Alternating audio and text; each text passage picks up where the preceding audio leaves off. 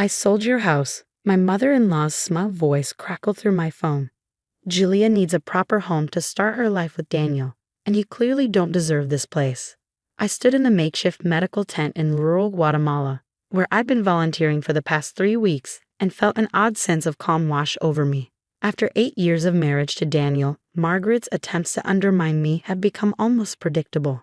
That's interesting, I replied, keeping my voice steady as I organized medical supplies. And how exactly did you manage that? Daniel gave me power of attorney while you're off playing hero in whatever third world country you're in, she said, her satisfaction evident. The papers are already signed. Julia and Daniel will move in next week. Don't bother coming back. There's nothing here for you anymore. I couldn't help but smile, though Margaret couldn't see it. Well, good luck with that. I hope everything works out exactly as it should. My calm response clearly threw her off. What's that supposed to mean? She demanded, her voice sharp. You've lost, Amanda. Just accept it with some dignity. I ended the call and took a deep breath, looking out at the mountains surrounding our medical camp. The irony of the situation wasn't lost on me. 3 weeks ago, I left for this medical mission knowing my marriage was in trouble, but I hadn't expected Margaret to make such a bold move. Daniel, my husband of 8 years, had been distant for months, working late at his architectural firm, coming home with perfume on his clothes that wasn't mine. I found receipts for expensive restaurants I'd never been to, heard whispered phone conversations that ended abruptly when I entered the room. Then came Julia, his new assistant, 24 and fresh out of college, with her perfect smile and seemingly innocent questions about our marriage. But Margaret, she'd been working against me from day one. From the moment Daniel brought me home 8 years ago, she'd made it clear I wasn't good enough for her precious son. Never mind that I was a successful emergency room doctor, that I'd worked my way through medical school, that I'd saved lives. To Margaret, I was just the woman who took her son away. What Margaret didn't know, what none of them knew, was that I'd been prepared for something like this. 6 months ago, when I first suspected Daniel's affair, I'd visited my family lawyer, Eleanor Chen. We'd spent hours going over my options, securing my assets, and most importantly, protecting the house that had been in my family for generations. The house.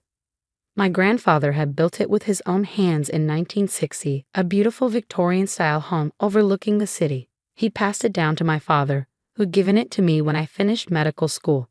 It was my sanctuary, my heritage, and apparently the perfect target for Margaret's latest scheme to get rid of me. I pulled out my phone again and dialed Eleanor's number. She answered on the second ring. It's happening, I said simply. Margaret just called to tell me she sold my house.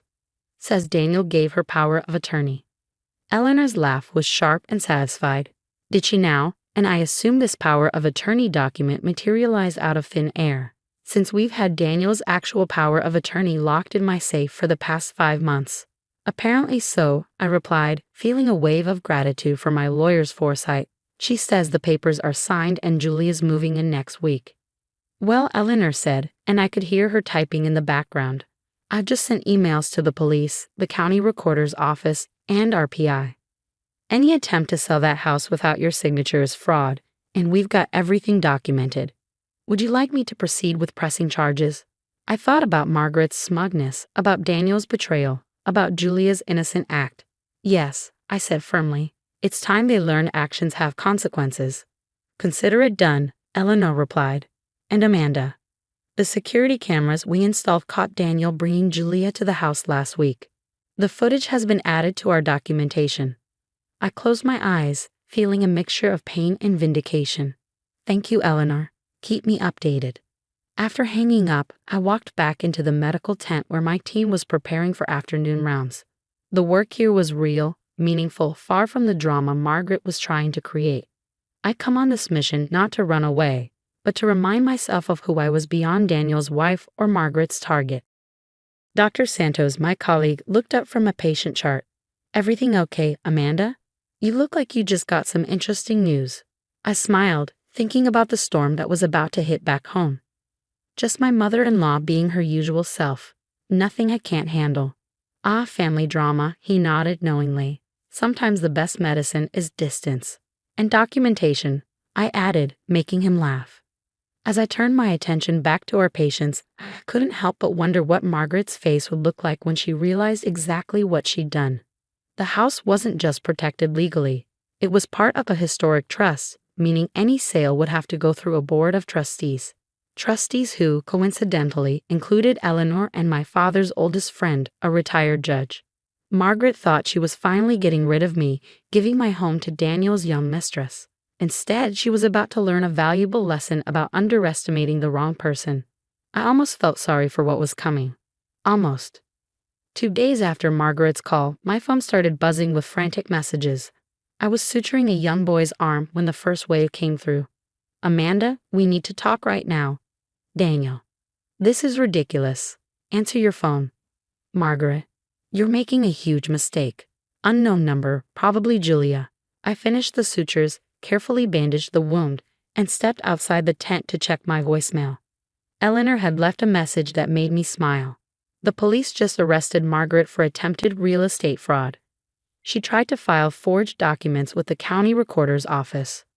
Daniel's claiming he knew nothing about it, but our PI's footage shows him entering the office with her last week. They're both in quite a mess. Call me when you can. I sat down on a wooden bench outside the medical tent, watching the sunset paint the mountains in shades of orange and pink. Another message came through, this one from my father's friend Judge Thompson. Your grandmother would be proud, Amanda. Margaret tried to push this sale through the historic trust board today. When I showed her the original deed and trust documents, she turned whiter than my courtroom wig. The satisfaction I felt wasn't about revenge, it was about justice. Margaret had spent years trying to push me out of Daniel's life, but this time she pushed too far. My phone rang again. Daniel. After 8 years of marriage, I knew his patterns. He'd be trying to charm his way out of this, to make me feel like I was overreacting. This time, I decided to answer. Amanda, baby, you need to stop this, he said immediately, his voice taking on that soothing tone he used when he wanted something. Mom was just trying to help us.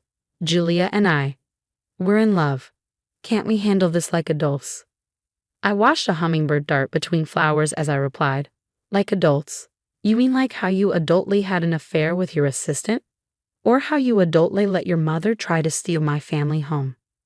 I didn't know she was going to do that, he protested weakly. Really? So you weren't with her at the county recorder's office last week? Because the security cameras say otherwise, Daniel. Silence. The house has been in my family for 3 generations, I continued, my voice steady. My grandfather built it. My father grew up there. I was born there. Did you really think I wouldn't protect it? You're being vindictive, he accused, his charm evaporating. Julia's pregnant. We need a home. The news should have hurt more than it did. Instead, I felt oddly detached. Congratulations, I'm sure Margaret will be thrilled. But you'll need to find another house. This isn't over, he threatened. Actually, it is. Check your email. My lawyer sent over the divorce papers an hour ago. And Daniel, the police want to talk to you about your role in the fraud attempt. I hung up before he could respond. Dr. Santos appeared with 2 cups of coffee, offering me one. More family drama, he asked, nodding at my phone. My husband's girlfriend is pregnant, I said, surprised at how little emotion the words carried. And my mother-in-law just got arrested for trying to steal my house. He whistled low. That's quite a day. How are you holding up? I considered the question. You know what's strange? I feel relieved, like I finally put down a heavy weight I didn't even know I was carrying. Sometimes the hardest part isn't the betrayal, he offered wisely. It's admitting to yourself that you deserve better. My phone buzzed again. Eleanor. She had news about Margaret's arrest and the investigation into Daniel's involvement. But for now, I just wanted to sit here, drink my coffee, and watch the sunset over mountains that didn't care about failed marriages or scheming mothers-in-law. Tomorrow would bring new challenges, patients to treat, lives to save, a divorce to navigate. But tonight, I had the satisfaction of knowing that sometimes the best revenge is simply being prepared. Dr. Santos raised his coffee cup to new beginnings. I smiled, clinking my cup against his. To being prepared. In the distance, thunder rolled across the mountains, promising rain and renewal. Just like the storms back home, this too would pass, leaving everything cleaner and clearer in its wake. A month later, I stood in my grandfather's, kitchen, running my hand along the familiar marble countertop. The morning light streamed through the stained glass windows, casting colorful patterns across the floor. The house felt different now, cleaner somehow, as if Margaret's scheme had washed away the last traces of unhappiness that had lingered here. Eleanor sat at the breakfast nook, spreading files across the antique table. "The judge threw the book at Margaret," she said, sliding a document toward me. "Attempted real estate fraud, forgery, filing false documents. She's looking at significant fines and probation." "And Daniel?" "Pleaded ignorance, but the evidence was clear. He's been charged as an accomplice. His firm put him on indefinite leave. Apparently, they don't appreciate partners who participate in real estate fraud." I poured us both coffee in my grandmother's old china cups. "And Julia?" "Left town last week. Apparently, the pregnancy was as real as Margaret's power of attorney." Eleanor's eyes twinkled with barely suppressed amusement. "She found another job in Seattle." The news should have hurt, but instead, I felt only a wave of relief. All those years of trying to please Margaret, of ignoring Daniel's increasing distance, of doubting myself, they seemed like a strange dream now. My phone buzzed with a text from Dr. Santos. "Hospital board approved our proposal for the free clinic. When can you start?" I smiled, showing Eleanor the message. During my time in Guatemala, Dr. Santos and I had developed a plan to open a free medical clinic in our city. The work we'd done there had reminded me of why I became a doctor in the first place, to help people, to make a difference. "Life has a funny way of working out," Eleanor mused, sipping her coffee. "If Margaret hadn't tried to steal your house, you might still be trapped in an unhappy marriage, working at a hospital you've grown to resent." She was right. The past month had brought more than just legal victories, it had brought clarity. I'd resigned from my old hospital position, excited to start fresh with a clinic project. The house, once a source of tension with Daniel and Margaret, had become my sanctuary again. A knock at the door interrupted our conversation. Through the stained glass, I recognized Margaret's silhouette. Eleanor raised an eyebrow, but I nodded. It was time to face this. Margaret looked smaller somehow, less intimidating than I remembered. Her perfectly coiffed hair couldn't hide the strain in her face. "Amanda," she said stiffly, "I came to apologize." I gestured for her to sit on the porch swing where my grandfather used to tell me stories. She perched on the edge, clearly uncomfortable. "I was wrong," she continued, the words seeming to physically pain her. I thought I was protecting Daniel, but I destroyed everything instead." "You never gave me a chance," I said quietly. "From the day we met, you decided I wasn't good enough." She looked out at the garden, where my grandmother's roses still bloomed. "No, I was the one who wasn't good enough. I couldn't accept that Daniel had found someone successful, independent. It reminded me of everything I'd given up to be the perfect wife and mother." The honesty surprised me, but it changed nothing. "I hope you find peace, Margaret, but I think it's best if we don't see each other again." She nodded, standing slowly. "The house, it's beautiful. I see now why you fought so hard to protect it." "It's not just about the house," I replied. "It's about standing up for yourself, about not letting others decide your worth." After she left, I returned to the kitchen where Eleanor waited. "You okay?" she asked. "Better than okay," I smiled. "I'm free." Looking around the house, I saw not just my grandfather's legacy, but my own future. The front room would make a perfect waiting area for the clinic's overflow patients. The large basement could store medical supplies. This house, which Margaret had tried to take from me, would help me give back to others. Dr. Santos was right. Sometimes the hardest part isn't the betrayal. It's admitting you deserve better. But standing here, in my grandfather's house, surrounded by generations of love and strength, I knew I finally learned that lesson. Eleanor gathered her files, pausing at the door. "You know, when you first came to me about protecting the house, I thought you were being paranoid. I'm glad you proved me wrong." I hugged her, grateful for her guidance through the storm. Sometimes the best defense is being prepared for the worst while hoping for the best. As the afternoon sun painted the walls with light through the stained glass windows, I felt at peace. Margaret, Daniel, Julia, they had all underestimated me, and in doing so, had set me free. My grandfather had built this house as a legacy of love. Now it would become a legacy of healing, both for me and for others.